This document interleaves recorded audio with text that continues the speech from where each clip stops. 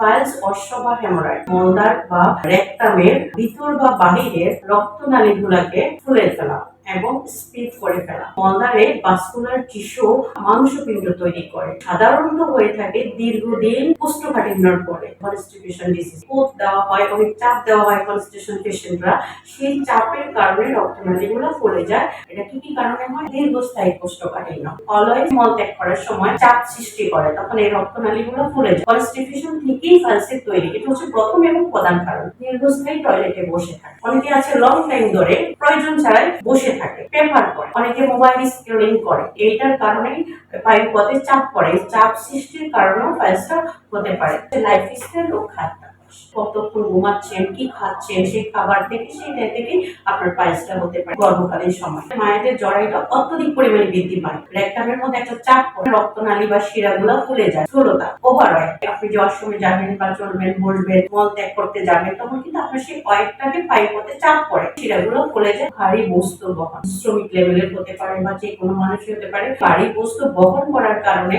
তার মাংসপেশিতে বা রক্তনালীতে চাপ পড়ে। সর্বশেষ যে কারণ আমরা পাই বয়স বৃদ্ধি। একটা মানুষের যখন অত্যধিক বয়স হয়ে যায়, তখন বয়সের কারণে পাইপথের চারিদিকে যে টিস্যু আছে, টিস্যুগুলো দুর্বল হয়ে যায়, পাইপথ ঠিক মতে তার রেকটাম মলটাকে ত্যাগ করতে পারে না, তখন পাইলস হওয়ার সম্ভাবনা অত্যধিক পরিমাণে বৃদ্ধি পেয়ে যায়, সেটা বয়সের কারণে এবং টিস্যুগুলো দুর্বল হওয়ার কারণে।